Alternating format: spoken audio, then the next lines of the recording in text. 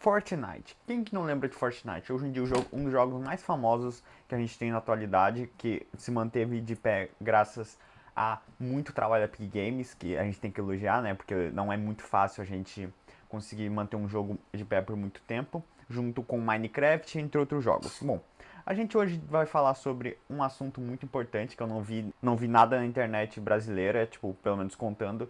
Hoje eu quero contar a história do Fortnite, mas não aquela história do Fortnite que você tá sempre ouvindo, evento ao vivo, não sei o que. Não, a gente vai contar hoje sobre outro modo diferente, o Salve o Mundo. Salve o Mundo nem todo mundo conhece, é um modo à parte do Fortnite, que é pago, que é o Fortnite pago basicamente, e muita gente chama de Fortnite modo história. Com isso, eu vou falar um pouco mais da história, porque eu não vi nada, exatamente nada na internet brasileira que conte a história disso, porque, como eu já disse, você provavelmente vai cansar de escutar sempre aquela mesma história. Hoje a gente vai entender melhor se o Salve o Mundo faz parte do Battle Royale ou não, se é fora disso, porque tem muitos elementos que tem no Salve o Mundo, que tem no Fortnite Battle Royale, tá bom? Então a gente vai entender melhor, vamos entender a história, como começou e se realmente faz parte do normal do Fortnite. No entanto, organizações secretas em si já investigam estranhos distúrbios climáticos e energéticos. Experimentos dimensionais e manipulação de energia estavam em andamento. É possível que um desses experimentos tenha rompido a barreira entre realidades, permitindo que tempestades surgissem. Pequenas anomalias começaram a aparecer, raios no céu, sem tempestades, mudanças bruscas de temperatura e criaturas nunca vistas antes, aparecendo e sumindo rapidamente. Porém, o mundo ignorou. De forma repentina, nuvens densas de cor roxa azulada cobriu grandes regiões. A tempestade se ampliou com velocidade assustadora, liberando uma névoa que, ao entrar em contato com os humanos, os transformava em zumbis. Criaturas semelhantes a zumbis, obviamente, que eu mudei um pouco que está escrito carcereiros, mas eu prefiro chamar de zumbis porque são zumbis, tá bom? Então, basicamente é isso. Criaturas por força misteriosa em questão de dias. Mais de 90% da população mundial foi perdida. As comunicações caíram, governos ruíram, as cidades se tomaram em ruínas, as cidades se transformaram em ruína de monte. A única linha que separava os vivos da morte era a barreira energética criada por alguns abrigos seguros. Em meio a todo esse caos, alguns indivíduos resistiram. Heróis como Ramírez, uma ex-soldado disciplinada, Jones, um combatente versátil e estratégico, e Penny, uma construtora especialista em fortificação, se tornaram símbolos de esperança.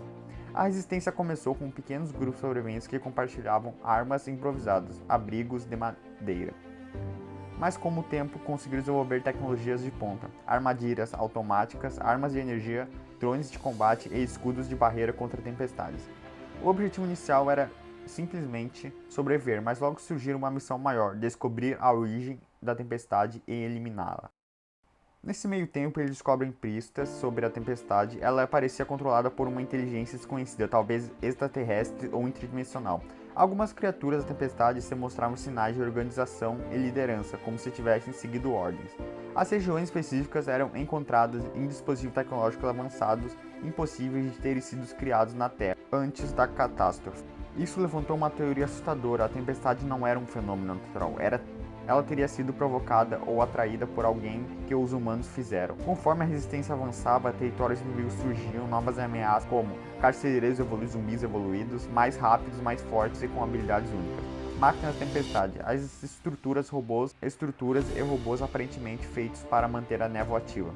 Chefes que pareciam controlar setores inteiros da invasão. Missões mais perigosas revelaram que havia pontos de origem da tempestade e cada um deles era defendido por forças massivas. A resistência percebeu que para vencer não bastava lutar contra criaturas, era preciso desligar as fontes de energia da tempestade. Com isso, eles chegam até o Rio da Tempestade como o último boss, mas a luta não acaba aí. O modo Salve o Mundo ainda tem muito que desenvolver, que não tem um final oficial, mas o enredo atual sugere que a resistência está meio de uma guerra longa. A cada vitória, novos tipos de inimigos surgem. Há indícios que a tempestade seja conectada a outros mundos ou que a ameaça pode ser ainda maior do que imaginamos. Essa guerra é mais do que contra monstros, é contra um inimigo invisível que manipula forças que a humanidade mal consegue compreender. Bom, a história do Salve o Mundo é bem básica de entender, não tem muito segredo, mas agora fica o quê? Fica o questionamento de será que faz parte do Battle Royale? Bom, eu vou falar pra vocês a realidade, não faz mais. No começo tinha esse plano de fazer parte de todos os modos. No começo tinha essa intenção de fazer parte do modo Battle Royale, mas como não foi prosseguido o Salve o Mundo por ser muito menos popular do que os outros modos, eles acabaram optando de não dar continuidade à história. Então a história ficou em aberto. Para quem não sabe, o Salve o Mundo e Battle Royale tinha ligação no começo, se você for ver lá na primeira temporada, até mais ou menos a segunda, acho que só a primeira, não lembro. Eles tentam fazer uma conexão, tem uma conexão entre, mas agora hoje em dia foi mudado para outra coisa no Fortnite, que é aquele tal loop. O loop, ele é basicamente o Fortnite que toda vez que tu morre a tempestade volta e não sei o que, mas não tem nenhuma ligação direta mais, por causa que mesmo que a gente tenha o Rei da Tempestade no Fortnite, tudo isso não faz uma ligação direta. Pode ser que tenha uma outra coisa, mas pelo que eu lembro não foi considerado canônico. Pode ter mudado esse tempo atual que eu tô coisando, mas as informações que eu sei é isso.